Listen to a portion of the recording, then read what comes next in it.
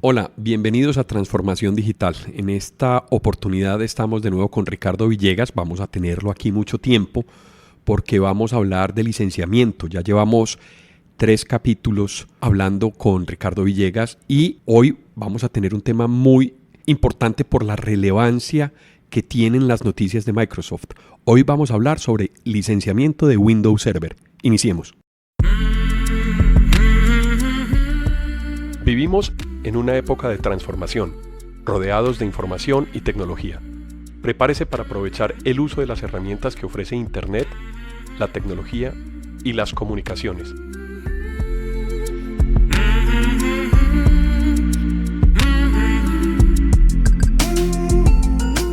Conózcalas y aprenda cómo usarlas mejor. Bienvenidos.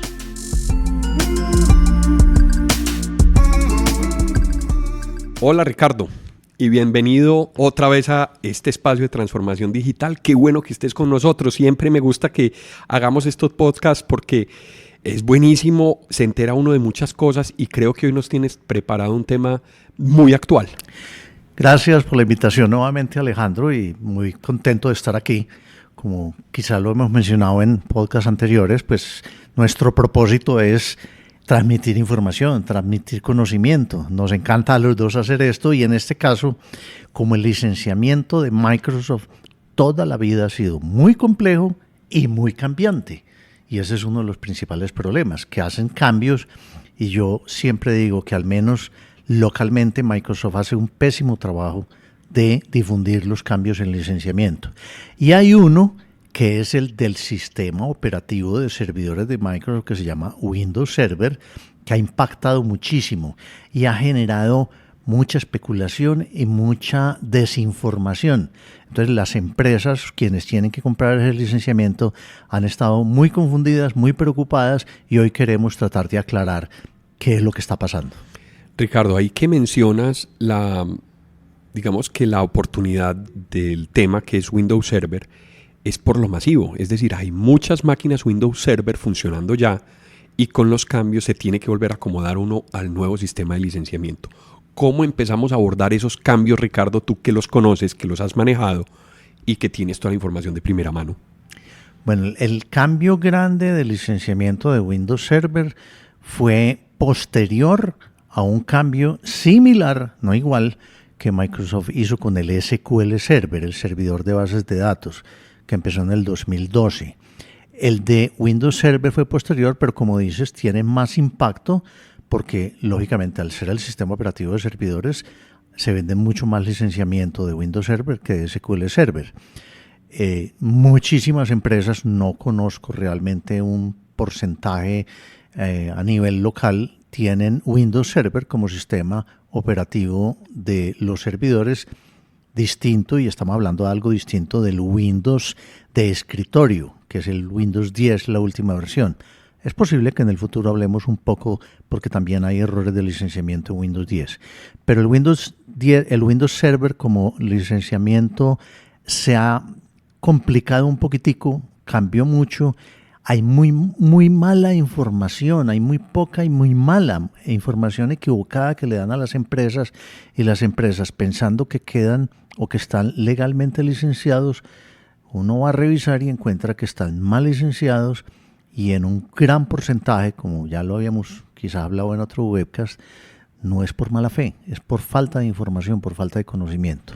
Yo creo que también tiene que ver mucho la interpretación que le da a uno a las instrucciones que da Microsoft.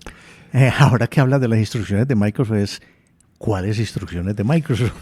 Microsoft tiene unos modelos de licenciamiento muy distintos para distintos productos. Eso tiene su razón, voy a mencionarlo rápidamente. Si uno va a Microsoft en Redmond, en Estados Unidos, hay unidades, la unidad de sistemas operativos de servidores, unidades de bases de datos, unidades de herramientas de productividad, y cada unidad tiene autonomía para fijar sus normas de licenciamiento. Por eso son tan distintas y las cambian mucho. Bueno, el cambio Microsoft dice que es para adaptarse a la tecnología y cómo se está usando la tecnología. Pero no hay como un canal o un conducto único donde se suministre toda esa información.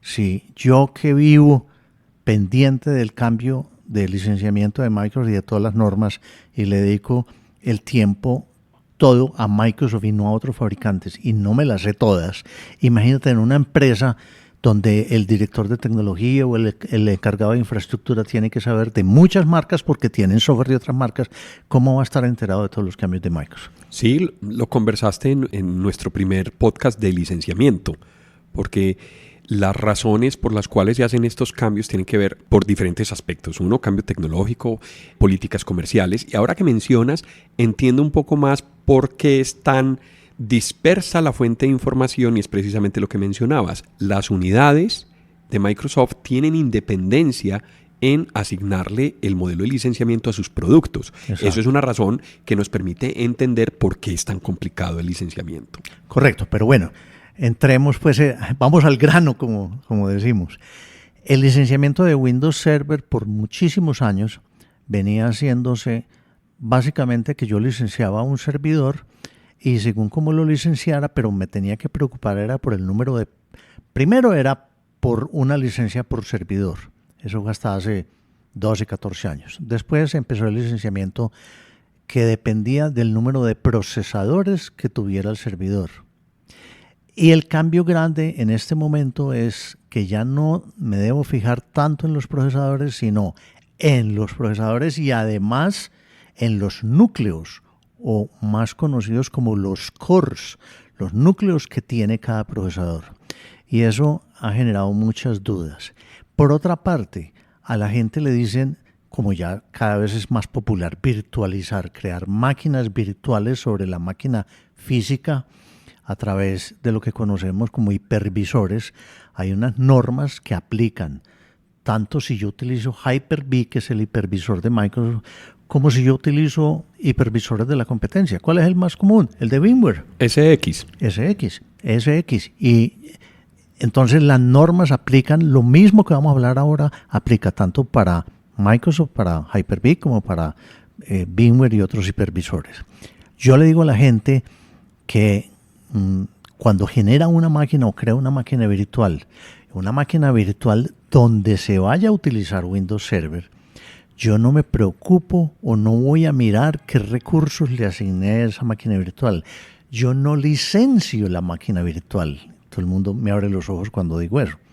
Yo licencio, y esto es clave, y fíjense en la mente bien profundamente, yo licencio la máquina física, y la manera como yo licencie la máquina física me da derechos a utilizar el Windows Server en máquinas virtuales.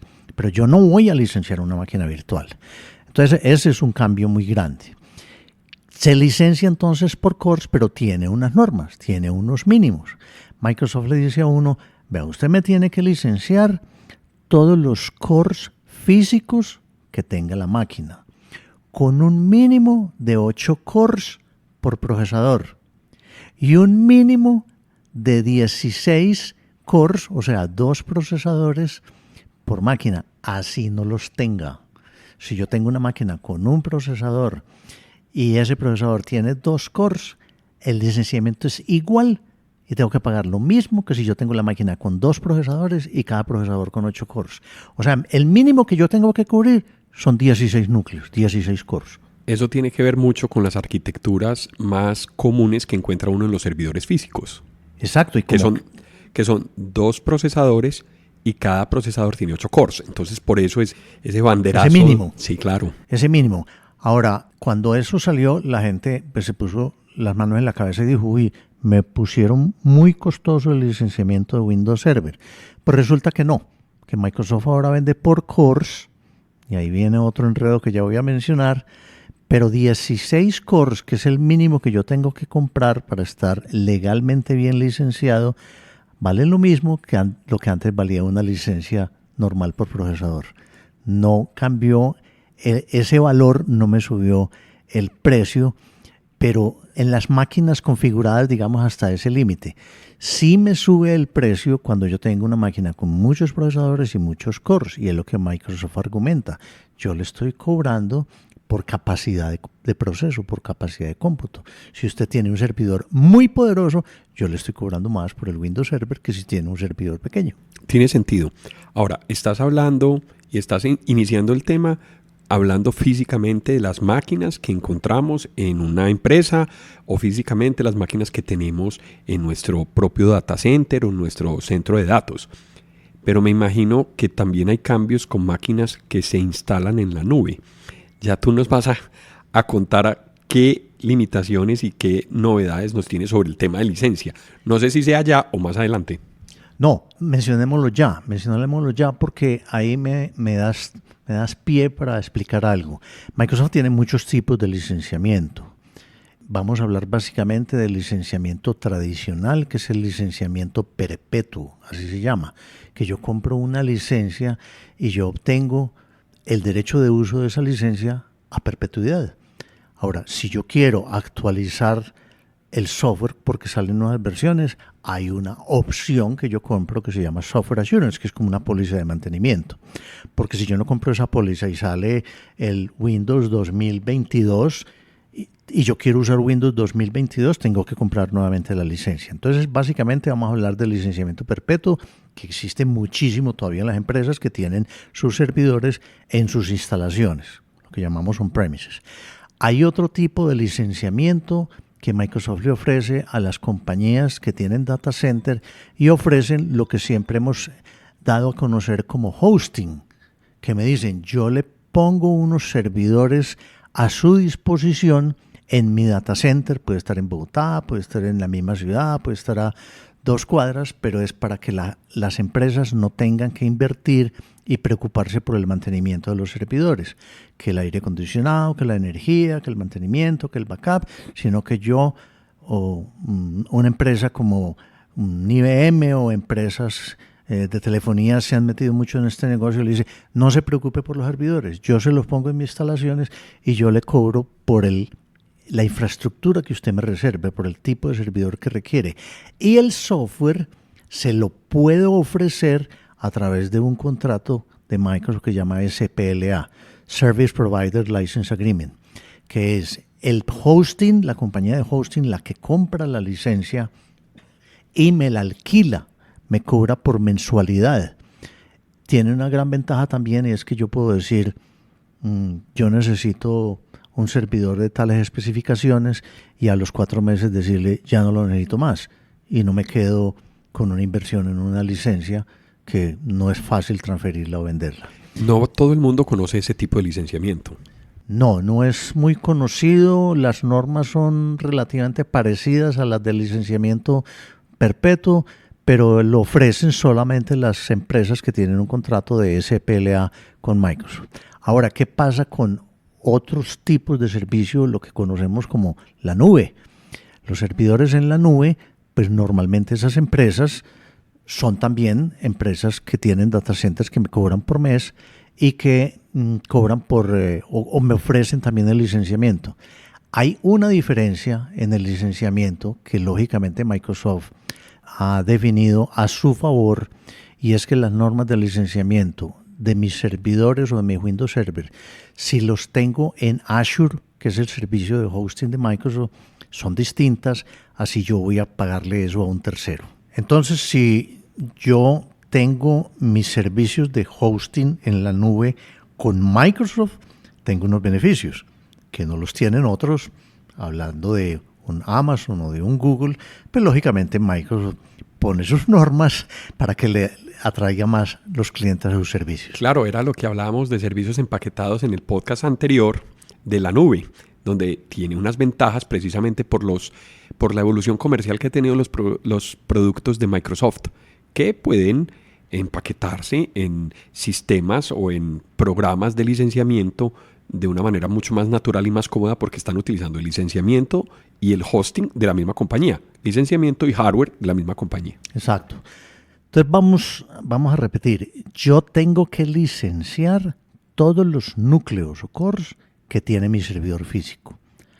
Así, por allá una máquina virtual no los utilice, yo tengo que licenciar todos con un mínimo de 8 núcleos por procesador y un mínimo de 2 procesadores licenciados, o sea, el mínimo es de 16. Para enredar un poquito más las cosas, Microsoft empezó vendiendo las licencias que cubrieran 2 núcleos. Entonces yo necesito licenciar 16 núcleos, pero necesito comprar 8 licencias, porque cada una me cubre dos núcleos, 8 números de parte de Microsoft.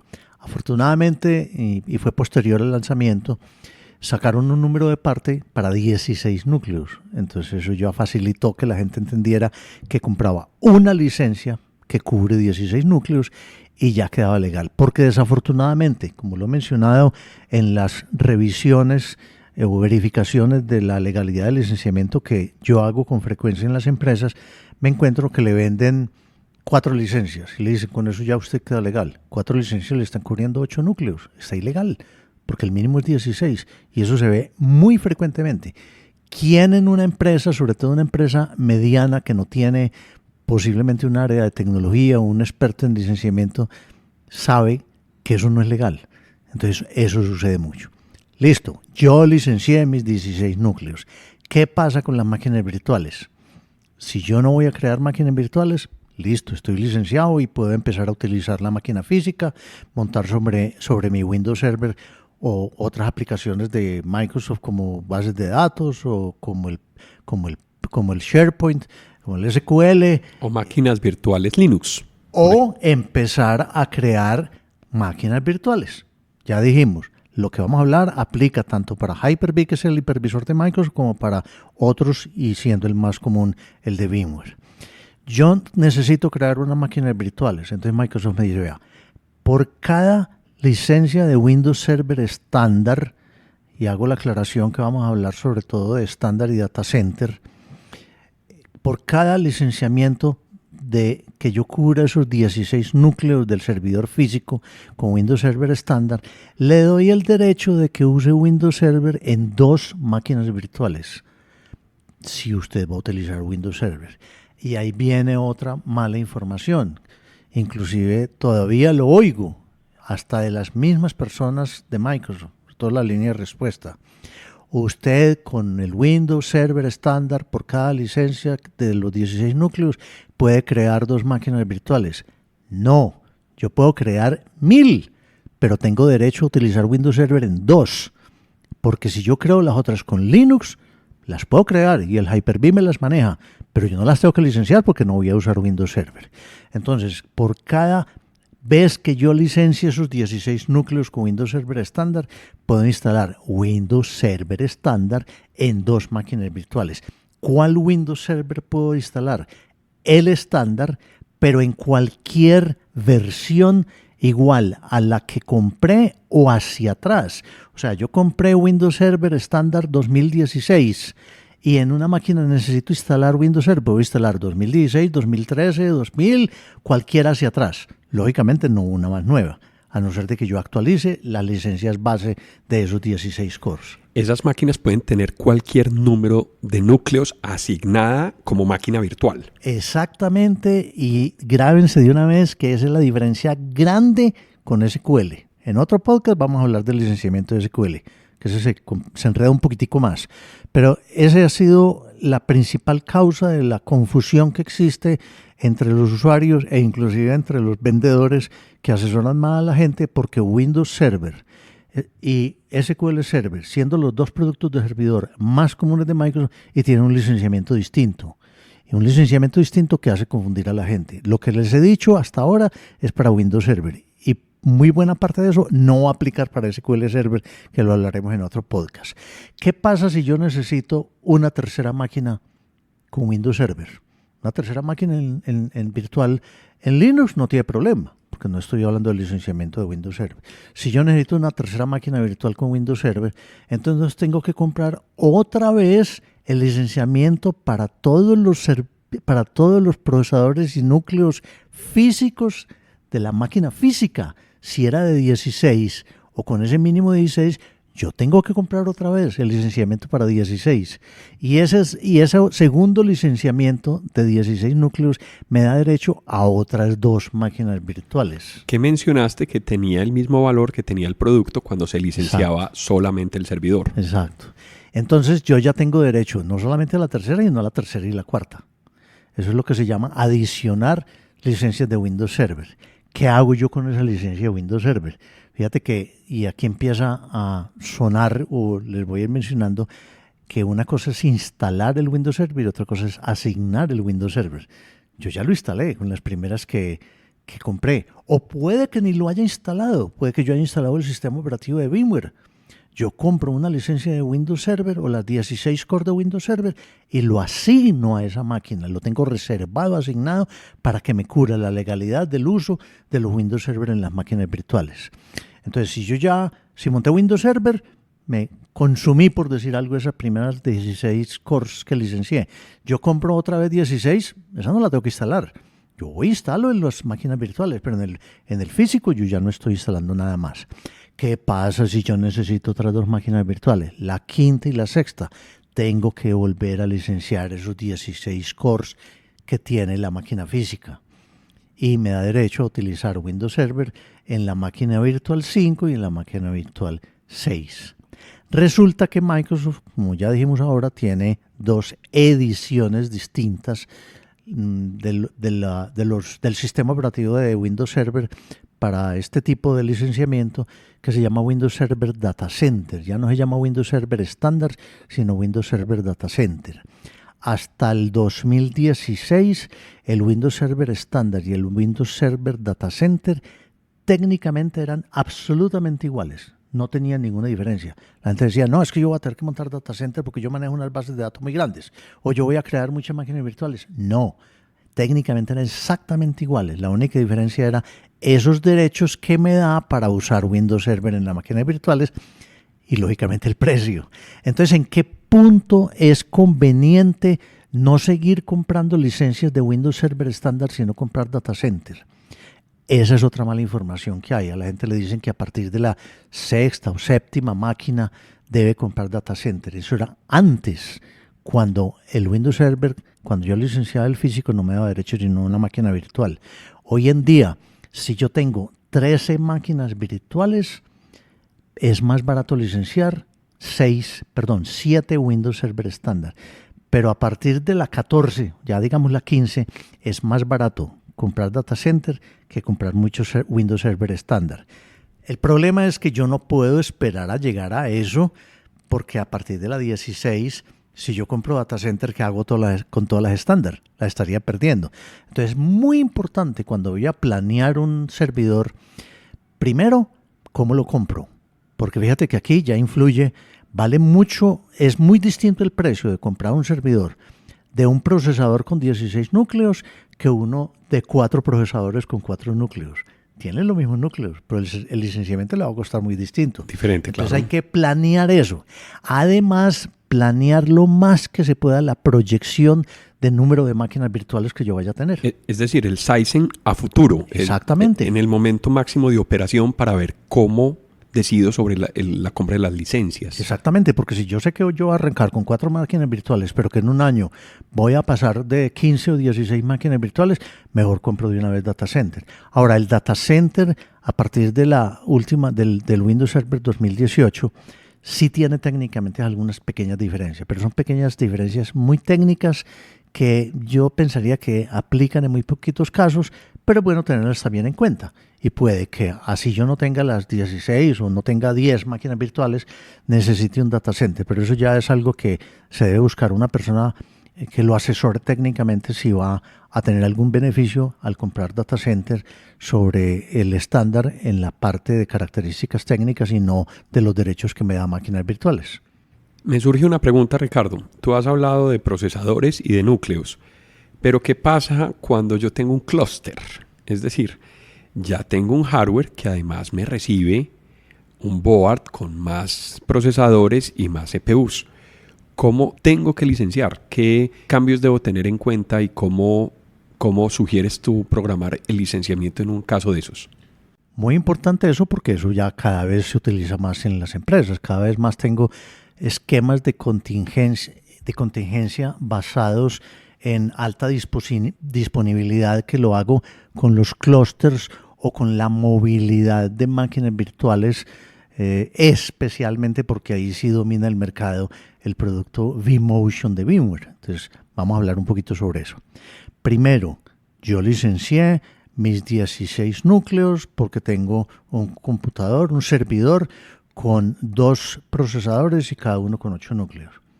¿Qué pasa si yo quiero montar máquinas virtuales y veo que se me está quedando cortico de capacidad de proceso? Yo puedo, normalmente en las máquinas modernas, yo puedo agregar procesadores o puedo cambiar procesadores a procesadores con más núcleos.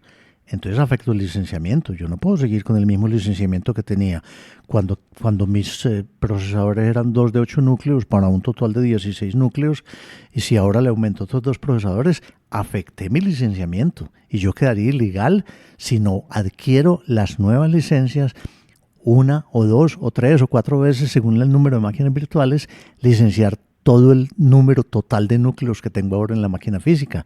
O sea, eso hay que tenerlo en cuenta. Y hay que tenerlo en cuenta ese costo, esas implicaciones del costo del software en la planeación del hardware. Ya dijimos, no es lo mismo licenciar 4 procesadores con 4 núcleos que 2 procesadores con 8 núcleos. El valor es distinto. Por supuesto. Ahí la arquitectura de la máquina incide muchísimo.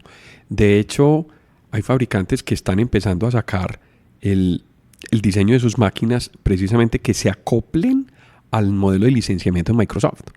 Al de Microsoft y de otras empresas. Ya casi todas las empresas grandes están yendo hacia un modelo de licenciamiento, no por servidor físico, sino por la capacidad de proceso del servidor.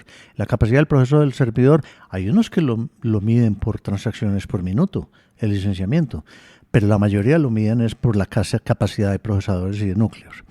Pero entonces vamos al tema de qué pasa si yo tengo un clúster de varios servidores y en todos esos servidores tengo máquinas virtuales, porque esto lo afecta es cuando tengo virtualización, que se está volviendo muy popular. El licenciamiento de Windows Server en ambientes virtualizados es el dolor de cabeza de muchas empresas, porque no lo entienden, no lo saben y no los asesoran bien. Y porque también han cambiado las normas.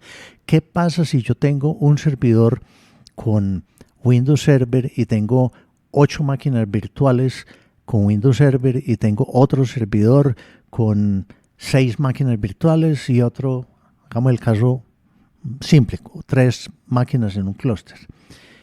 Que lo que yo estoy buscando es que si una máquina de estas o tiene mucho trabajo, mucha carga y yo quiero pasar carga para otra máquina o se me daña y tengo que pasar el trabajo a otra de las máquinas.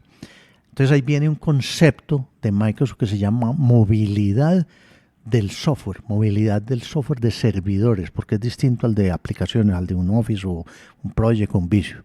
La movilidad de servidores en Microsoft dice teóricamente que yo no puedo cambiar las licencias de un servidor a otro antes de 90 días, sino cada 90 días, excepto en un caso de un daño de un servidor. Ahí sí la podría pasar a otra, teóricamente. Yo estoy hablando de la letra menuda. ¿Cómo se comprueba y cómo se hace que esto se cumpla? No es fácil. Esa letra menuda no aparece en el brochure del sistema operativo. No, eso no aparece. Y entonces le dicen a uno, si usted mueve el Windows Server de un servidor a otro antes de 90 días, usted cometió un error, usted está ilegal, usted cae en una ilegalidad. Excepto si le compro lo que ya mencioné, el Software Assurance, que es como esa póliza de mantenimiento. Esa póliza de mantenimiento tiene varios beneficios. Uno de los beneficios se llama movilidad del Software Assurance, se llama derechos de movilidad por Software Assurance. Resulta que los derechos de movilidad por Software Assurance existe para todos los productos en que le quita esa limitación de 90 días. Yo puedo pasar una licencia de un servidor a otro y a los 5 minutos devolverla, o pasarla por 2 días porque es el fin de mes y un servidor va a tener más carga. Pero resulta que mucha gente no sabe que la única excepción es Windows Server. Windows Server no tiene movilidad. No tiene ese derecho, así tenga Software Assurance, y eso es muy desconocido. Entonces, ¿qué pasa? Si yo tengo un servidor con 8 máquinas virtuales, otro con 6, otro con 4, ¿cómo licencio los servidores si va a haber movilidad? Si en algún momento el de 4, yo le voy a tener que subir otras 4 máquinas virtuales y voy a estar utilizando 8. Yo no puedo, así el de 8 se me haya dañado o yo lo apague, yo no puedo usar esas licencias de Windows Server. SQL es otra cosa, o Exchange, o Project, o SharePoint. Yo no puedo pasar las licencias. Entonces, ¿qué tengo que hacer? Si yo tengo esos 3 servidores, yo tengo que saber y lo puedo controlar, por ejemplo, a través de la parametrización y administración de mi VMware, ¿cuántas licencias o qué licencias en algún momento, qué máquinas virtuales puedo pasar de una máquina a otra? Si todas, que es muy común, todas se pueden mover, entonces las 3 máquinas en algún momento pueden tener 8 máquinas virtuales. Entonces, ¿cómo tengo que licenciar? Tengo que licenciar 8 máquinas virtuales en cada uno de los 3 servidores. Es decir, tengo que licenciar 4 veces los procesadores y core físicos de cada una de esas licencias. Y eso muy poca gente lo tiene en cuenta. Cuando hay esos esquemas de alta disponibilidad, tengo que pensar en esa norma. Ahora, ¿qué pasa hoy en día que estoy llevando máquinas a un hosting o a la nube? ¿Qué pasa si yo contrato con una empresa en Bogotá que me ofrece un servicio de hosting y yo le digo, no me cobre el Windows Server, que es que yo tengo licencias de Windows Server? No se puede, no es legal, porque eso sería una movilidad. Así tengas operaciones, yo no puedo decirle al hosting de Bogotá que use mis licencias. Pero si yo me voy a Azure, que es el hosting, que es el servicio de infraestructura de Microsoft, sí lo puedo hacer. Ellos ofrecen esa ventaja, lógicamente para que la gente se vaya a su infraestructura y no a la del competidor. Ahí está el combo. Ahí está el combo. Ahí el diseño del combo, donde se está vendiendo el licenciamiento y también aprovechando la capacidad de cómputo del servicio de hosting, que sería Azure.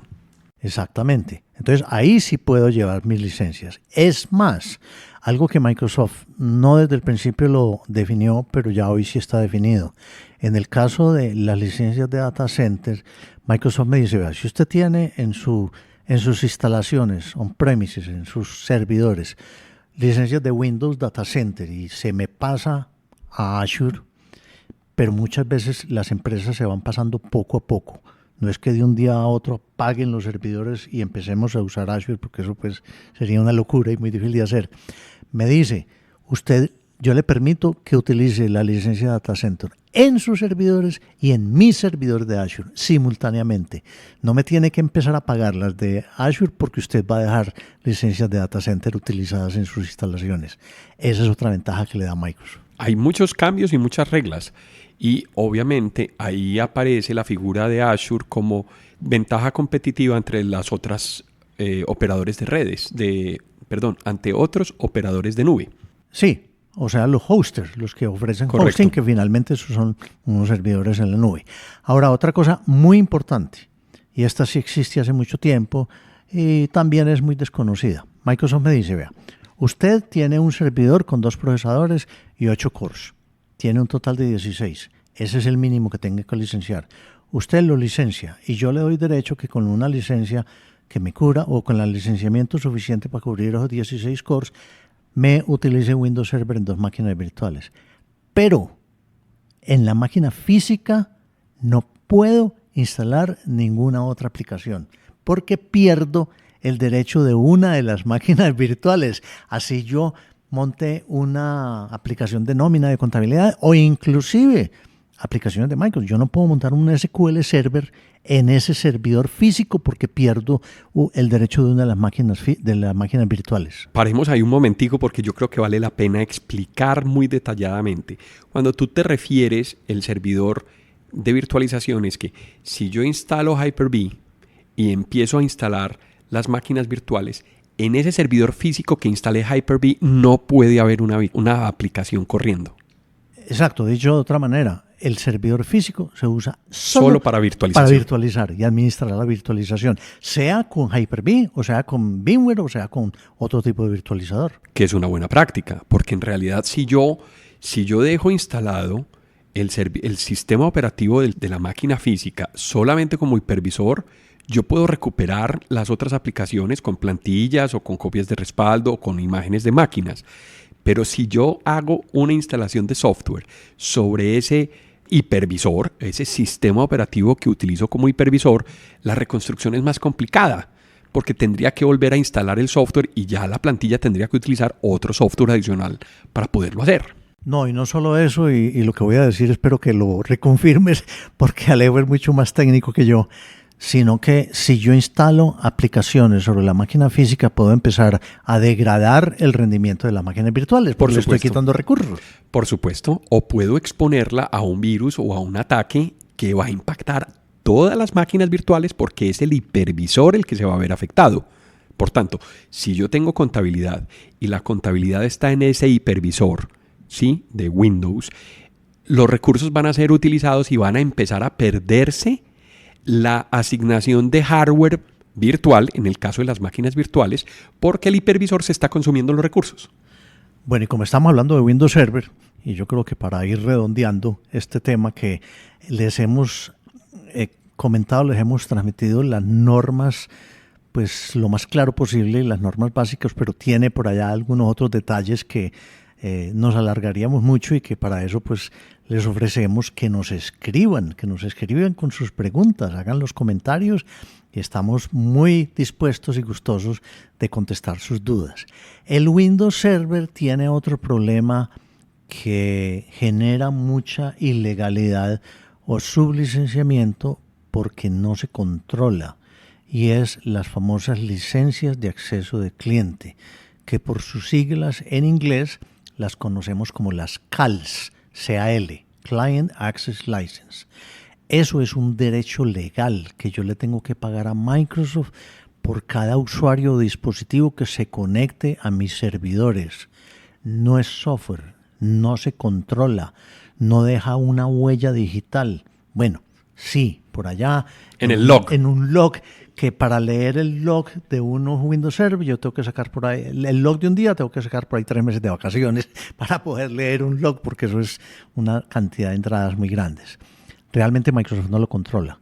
Si yo voy a montar un Windows Server y le voy a pegar 50 usuarios, yo puedo comprar las licencias de Windows Server, instalarlo y eso funciona, pero estoy ilegal.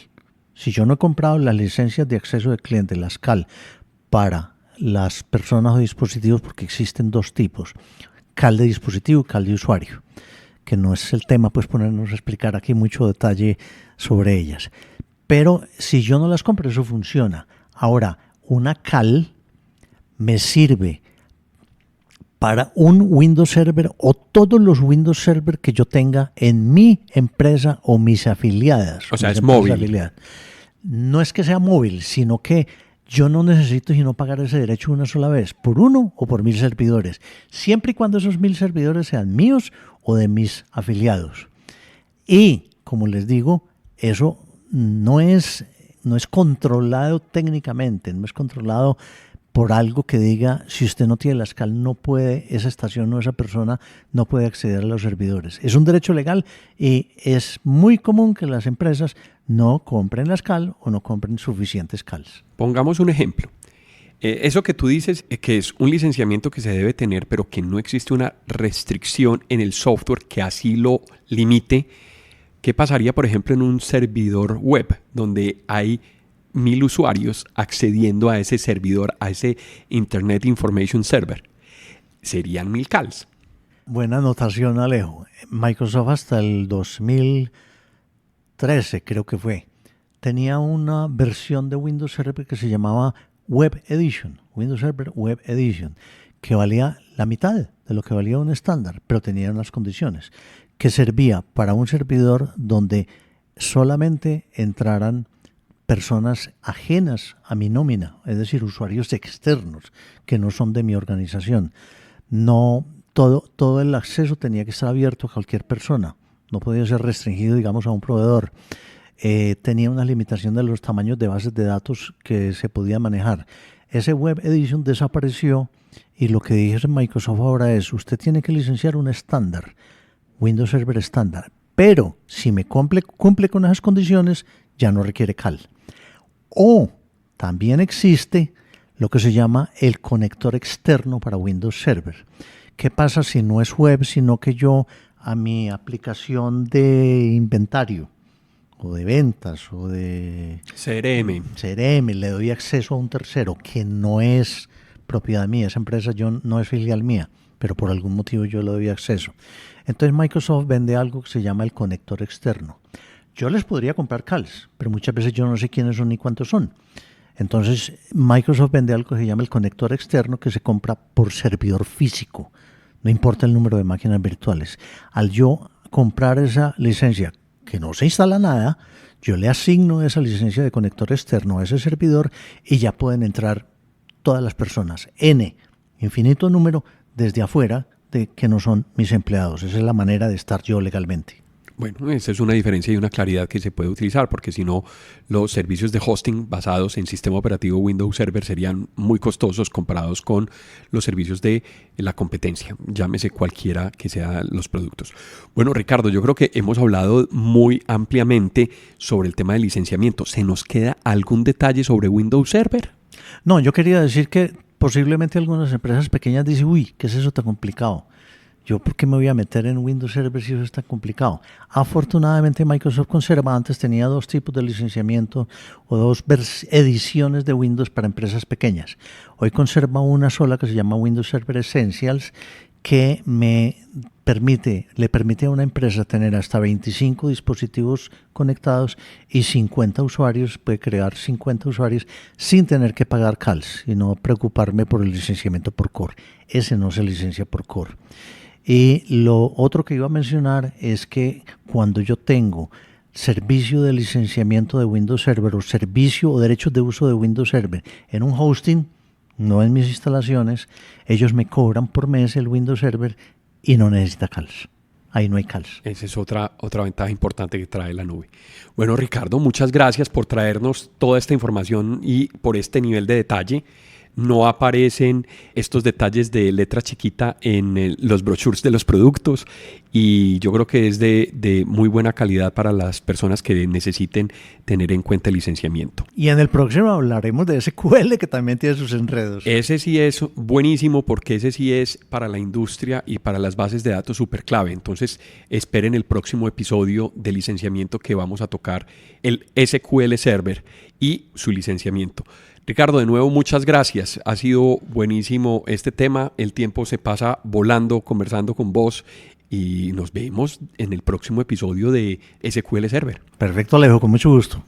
Como siempre, recuerden escribirnos en la plataforma Podbean. Nos pueden dejar todos los comentarios sobre qué les gustó, qué no les gustó, qué quisieran escuchar, qué tema quieren que toquemos más adelante y obviamente los esperamos en el próximo episodio. Él fue Ricardo Villegas, yo soy Alejandro Peláez y esto fue otro momento de transformación digital. Hasta pronto.